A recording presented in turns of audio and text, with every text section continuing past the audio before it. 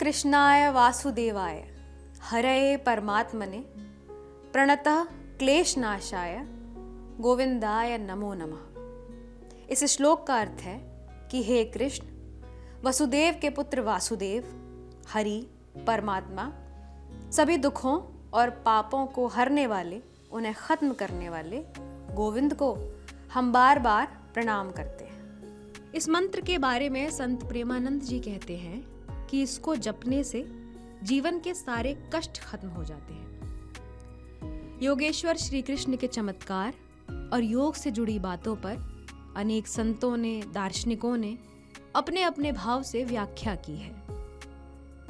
ओशो ने उनको भविष्य का व्यक्तित्व कहा है, तो स्वामी विवेकानंद ने पूर्ण अवतार। अर्जुन के माध्यम से संसार को दी गई उनकी गीता पर तो कई महापुरुषों ने अपनी टीकाएं दी हैं।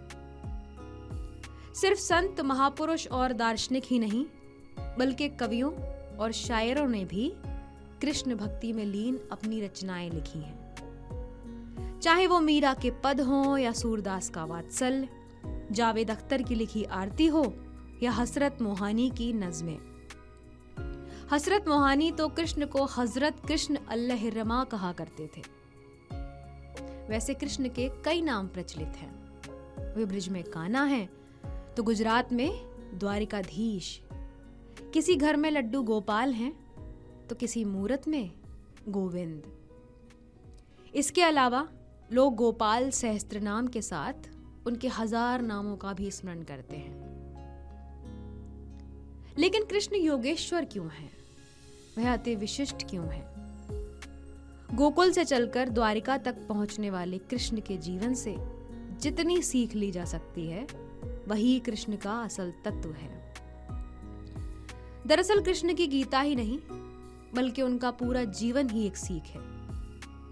कृष्ण को अनुभव करने का गहरा सूत्र अनासक्ति है। पूरी गीता का सार एक शब्द में सिमटता है, ठीक वैसे ही जैसे सारे गुणों का अर्थ कृष्ण स्वयं है। सारी कलाओं के योग उनकी लीला और उनके पूरे जीवन का सार है प्रेम। प्रेम और मोह के अंतर को स्पष्ट करते हैं मोहन। जो मोह होता तो वे गोकुल से दूर कभी द्वारिका न जा बसते। सूरदास जरूर गोपियों के जरिए भ्रमर गीत में लिखते हैं, हमारे हरिहारिल की लकरी मन ब्रज कर्म नंद नंद सौ और यह दृढ़ करी पकरी, जागत सोबत अपने सौतुक कान कान जकरी। गोपियां हारिल पक्षी की तरह कृष्ण को पकड़े हुए हैं, लेकिन द्वारिकाधीश जीवन पर्यंत वृंदावन नहीं लौटे थे, गोकुल नहीं पहुंचे। वे कर्मयोगी हैं, ज्ञान योगी भी, उससे अव्वल प्रेम योगी। मथुरा में कृष्ण जन्मभूमि के मुख्य द्वार के ऊपर बनी प्रतिमा में कृष्ण सारथी के रूप में है। वे जो रणभूमि में मोह के विरुद्ध अनासक्ति की बात करते हैं, आत्मा के ज्ञान की बात करते हैं, सुख दुखे समय कृत्वा का उपदेश देते हैं, जिस स्थान पर वे पैदा हुए उसके द्वार पर ही सारथी के रूप में है। अपने बालकाल से ही मोह को छोड़े वे जीवन की रणभूमि में योगी की तरह जीते हैं।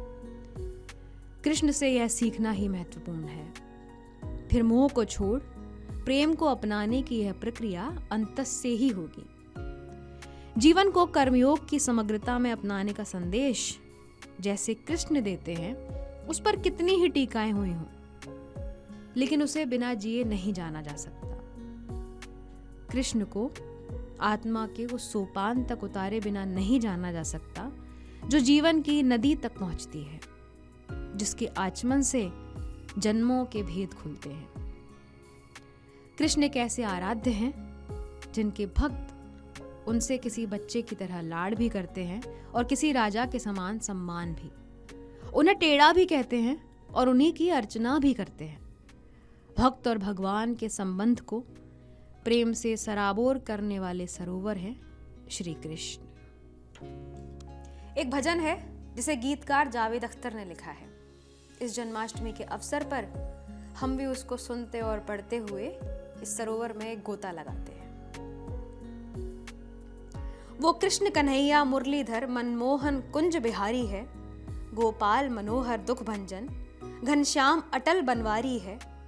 वो कंस विनाशक महारथी सुदर्शन चक्रधारी है, बनकुंज बिहारी सांवरिया नंदलाला कान मुरारी है।